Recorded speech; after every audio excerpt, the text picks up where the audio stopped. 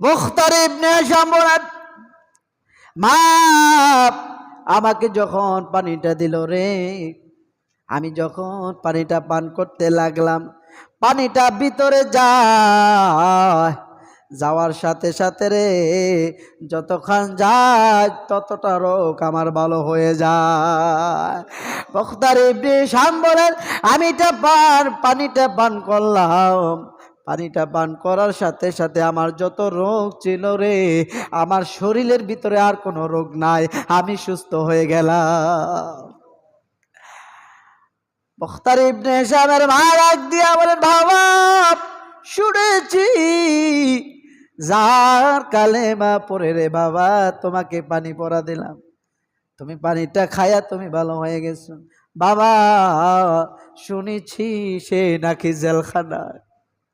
বাবা যদি পারো রে তাকে জেলখানা থেকে ছেড়ে নিয়ে আসো, সারিয়া নিয়ে আসো। আর যদি নাই পারো রে বাবা, তার কোনো বিরোধিতা করবা না, শত্রুতা করবা না, তার বিপক্ষে যায়ও না। সুবহানাল্লাহ, আল্লাহু আকবার। পারলে উপকার কইরো, মুহাম্মদের উপকার কইরো না, ক্ষতি কইরো না, পারলে উপকার কইরো। এমন সময় ওই তিনজন দরজা লক দিলেন, দরজা খুলে দিলেন, খুলে দিয়া ডাক দিয়া বলেন, তোমরা? বলে, হা শুনেছি শিহাবে আবু তালিবের ভিতরে জেলখানায় যারা আটকায়া পড়ছে রে, আহা কেমন কষ্ট তাদেরকে দিয়েছে রে। দুনিয়ার জেলখানার ভিতরে খাবার দেয়, পানি দেয়, শিহাবে আবু তালিবে যাদেরকে আটকিয়ে রাখা হয়েছে রে, শেষ পর্যন্ত তাদেরকে পানিও দেয় না, খাবারও দেয় না। মা শিশুদেরকে দুধ খাওয়াইতে পারে নাই, আর সন্তানরা চিৎকার দিয়ে ধীরে মৃত্যুর শয্যায় শয়িত হয়েছে। যুবকদের মানুষদের প্রস্রাবের না হতে হতে রে প্রস্রাবের জায়গা দিয়ে ব্লাড বার হচ্ছে, ব্লিডিং হচ্ছে রে। কেউ আবার গাছের চালগুলা সিদ্ধ করে খায়। খোদা যন্ত্রণা জেলখানার মানুষগুলা রে, কান্নার আওয়াজ সেই শিহাবে আবু তালিব থেকে বের হচ্ছে। কাফেরদের অন্তরে একটু মায়া লাগে না, একটু দয়া লাগে না। তারা বলেন, হিশাম রে পারবা উপকার করতে?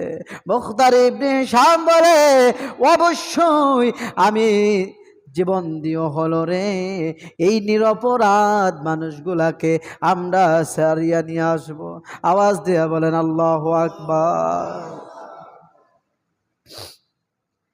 কারণ জানুনি আমার মা আমাকে বলেছিলেন রে, আমি যে অসুস্থ ছিলাম, আমার মা আমাকে মুহাম্মদের কালেমা পড়ে পানি দিয়েছিলেন, সেই পানি খেয়ে আমি অসুস্থ হয়ে গেলাম।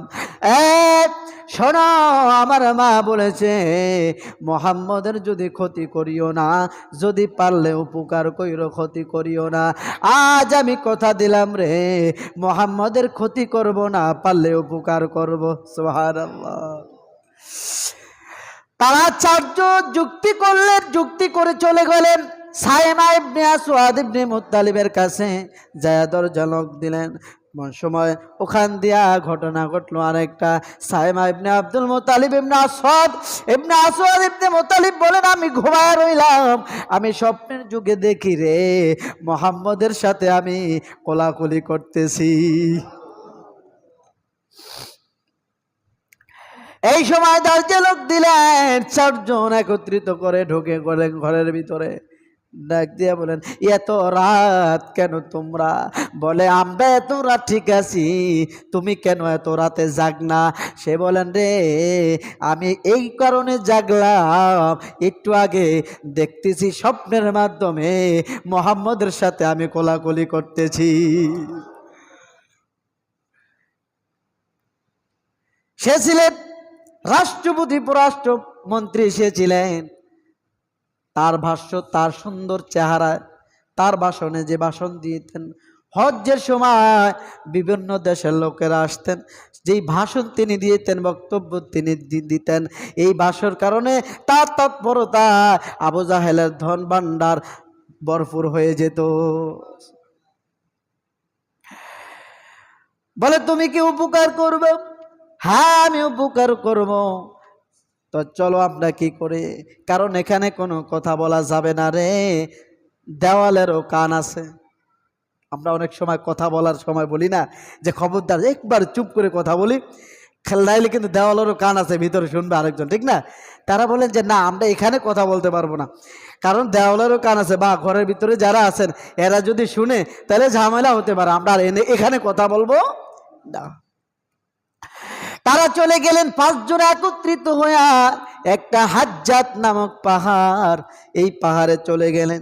চলে গিয়া সবাই একত্রিত হয়ে 5 জন একসাথে বসলেন।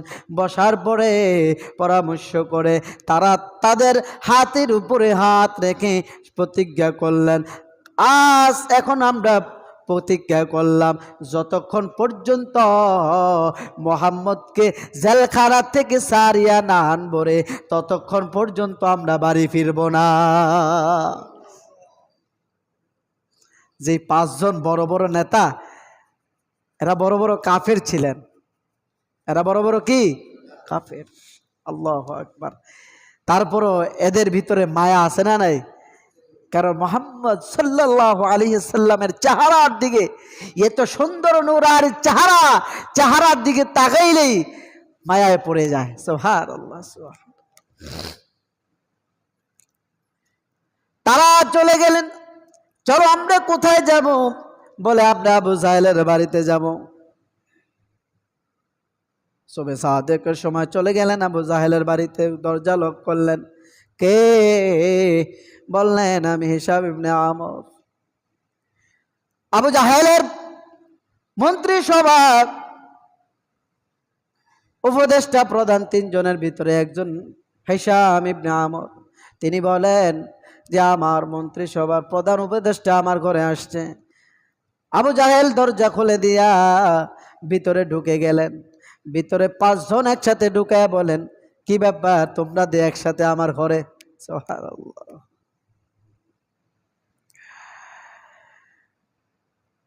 হিশাম জুহাইরি বলেন, আবু জাহেল তাড়াতাড়ি সাফিটা দাও, জেলখানার চাবি দাও। জেলখানার ভিতরে যে নিরপরাধ মানুষগুলারে ঢুকায় রাখছো, এই নিরপরাধ মানুষগুলাকে আমরা ছেড়ে নিয়ে আসছি। সুবহানাল্লাহ। আমরা তাদের জন্য জেলখানার থেকে তাদেরকে ছেড়ে দাও। আবু জাহেল বলে, কি ব্যাপার তোমাদের মতি গতি তো ভালো না, কারণ কি তোমরা কি মুহাম্মাদের উপর ঈমান আনছো? তারা বলে না আমরা মুহাম্মাদের উপর ঈমান আনি নাই, তবে মুহাম্মদ কোনো দোষী না, মুহাম্মদ কোনো খারাপ লোক না রে, মুহাম্মদের কোনো দোষ নাই, বিনা দোষে বিনা অপরাধে তুমি মুহাম্মদকে তার সঙ্গী সাথী যারা আছে তাদেরকে জেলখানায় ঢুকাইছ। এই আবু জাহেল তাদেরকে যদি না ছাড়ো রে, তাহলে দেখছো এই তরবারি দিয়ে তোমাকে হত্যা করে ফেলবো।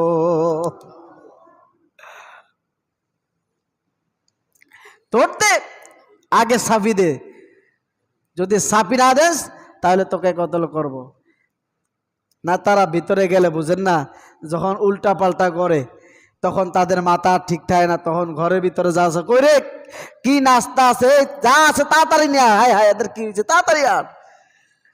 তারা বলছে যে না আমরা কোনো কিছুই খাবো না, আগে তাদেরকে ছাড়ো। বুখতারি ইবনে হিশাম বলেন, তুই ছাড়বি কিনা ক, তুই তাড়াতাড়ি ক ছাড়বি কিনা, নাইলে তোর বোন আমার ঘরে আছে। সুবহানাল্লাহ বলবেন না, তোর বোন আমার ঘরে। দেখেন হিশাম ইবনে আমরের কথা কি।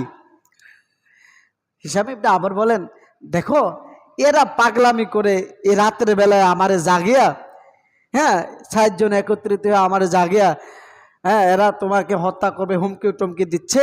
এখন আমি চিন্তা করলাম আমি যদি না যাই এদের সাথে তোমারে কি না কি করে ফেলে, এই জন্য আমি আসছি। সুবহানাল্লাহ, আল্লাহু আকবার। চিন্তা করেন, একটু মিথ্যা কৌশল করলেন।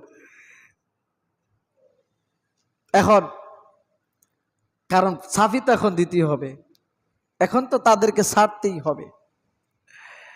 দেওয়ার সময় বলেন দাওয়াত দিলাম, তবে খবরদার চাইও যেন ক্ষমতা যে আবার নিয়ে না যায়, ক্ষমতা যে আবার লইয়া আমাদের থেকে যেন ক্ষমতা আবার যেন নিয়ে লইয়া যে না যায়।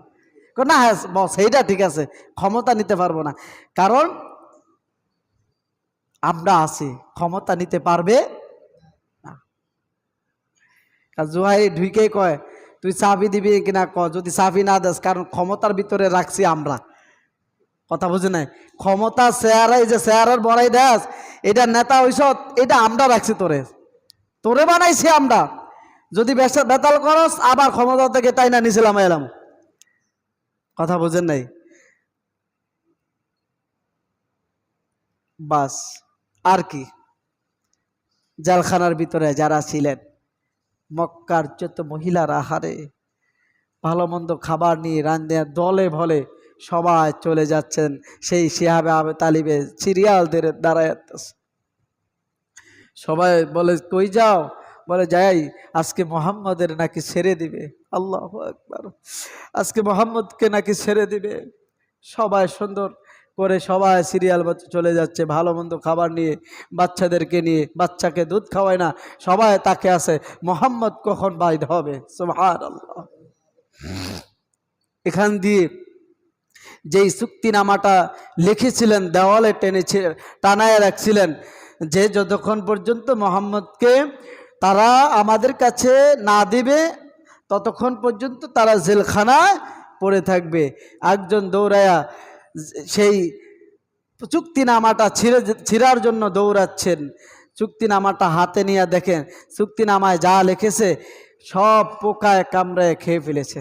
সুবহানাল্লাহ। শুধু একটা নাম, আল্লাহর নাম আছে। সুবহানাল্লাহ, আল্লাহু আকবার। যে লিখেছিল তার হাত অকাজ হয়ে গেছে, অপস হয়ে গেছে, তার হাত দিয়ে আর কোনো কাজ করতে পারে না। যেই হাত দিয়ে সে চুক্তিনামাটা লিখেছিল, আল্লাহর গজব তার হাতের উপরে পড়ে গেছে। সুবহানাল্লাহ বলবেন না?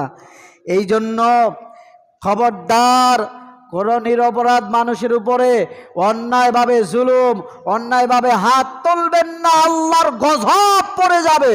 কথা বলেন ঠিক কিনা? তবে আল্লাহর গজব তাড়াতাড়ি আসে না, আস্তে আস্তে আসে। আল্লাহ সুযোগ দেয় বান্দাকে, যে বান্দা তোরা আমি সুযোগ দিলাম, তওবা করার সুযোগ, দেখ কাজে লাগাইতে পারো কিনা। এই জন্য খবরদার কোনোদিন কোনো নিরপরাধ মানুষের উপর অত্যাচার, জুলুম, নির্যাতন, যারা হক কথা বলবে এদের বিরোধিতা কোনোদিন করবেন না। প্রয়োজনে উপকার করবেন, ক্ষতি করবেন না। কারণ ক্ষতি করা আবু জাহেলের স্বভাব। ক্ষতি করা কার স্বভাব? আবু জাহেলের স্বভাব। তাইলে 3 বছর সবাই আহা তারা বাইর হয়েছেন, সবাই দুর্বল হয়ে পড়ে আছেন। একজন গিয়ে আস্তে করে মোহাম্মদকে ডাকলেন। হিশাম ইবনে আমর কয় দরজার সামনে গিয়ে আমি বললাম মোহাম্মদ। তখন মোহাম্মদ উঠতে পারে না, একবার উঠে আবার বসে যায়, কারণ 3 বছর ভিতরে ভালো মতো খাইতে পারে না। শেষ বছরে তাদের ভিতরে তো কোনো খানাই যায় না, একেবারে দুর্বল, একেবারে দুর্বল হয়ে পড়ে আছে। 3 বছর জেলখানার পরে নবীজি আমার সবাই জেলখানার ভিতর থেকে বের হয়ে গেলেন। এদিক দিয়া 3 বছর কেটে গেল। 10ম বছর তার চাচা আবু তালিব, যে খুঁটি ছিলেন ভাতিজার, যে ঢাল ছিলেন, তিনি ইন্তেকাল করলেন। তবে ইন্তেকালের পূর্বে আবু জাহেলরা সবাই আবার একত্রিত হয়ে তার কাছে আসছেন, যে মোহাম্মদকে জেল খাটাইলাম, এমন অত্যাচার করতেছি, জুলুম করতেছি, তারপরেও সে এই কাজ থেকে ফিরছে না, এক পাও নড়ছে না। তুমি একটা কিছু করো, এখন মৃত্যুর সময় তোমারা, আমরা নেতা মানি, বড় নেতা, মৃত্যুর সময় তুমি একবার শেষ করে বলো না যে তোমার ভাতিজাকে এই কাজ বন্ধ করার জন্য। আবু তালেব ডাক দিলেন, ভাতিজা তারা এই কথা বলতেছে।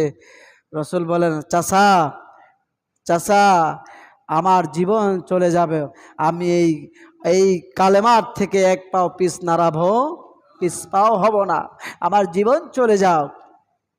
তখন চাচা বলেছিলেন, ভাতিজা যাও, তোমার যা ইচ্ছা তাই করো। রসুল বলেন যে চাচা যখন এই কথা শুনলাম, মনে হয় যেন আমার চাচা কালেমা পড়বে, তার ভিতরে এই অনুভব মনে হয় হচ্ছে। রসুল বলেন মনে হয় যেন আমার চাচা কালেমা পড়বে। এইবার চাচাকে রসুল কালেমার দাওয়াত দিলে, চাচা আপনি তো এখন মৃত্যু সজ্জায়, তবে আপনি আমার জন্য যে কষ্ট করেছেন, যে ত্যাগ স্বীকার করেছেন, যে নির্যাতন হয়েছেন, জেল খেটেছেন, চাচা সর্বশেষ মৃত্যুর সময় কিয়ামতের ময়দানে আমার কালেমাটা যদি আপনি একটু পড়েন, তাহলে কিয়ামতের ময়দানে আল্লাহর কাছে আমি সুপারিশ করতে পারবো যে আল্লাহ আমার চাচাকে আপনি মাফ করে দেন, সে কালেমা পড়ে মুসলমান হয়ে মৃত্যুবরণ করেছে। কিন্তু রে সেই কালেমা আর চাচার নসিব হলো না, কারণ পাশের দিক থেকে যারা কাফেররা ছিল, খবরদার আবু তালেব, তুমি যদি এই মৃত্যুর সময় কালেমা গ্রহণ করো তাহলে মানুষ কি বলবে? বলবে আবু তালেব মৃত্যুর ভয়ে শেষ পর্যন্ত ভাতিজার কালেমা পড়ে মরছে।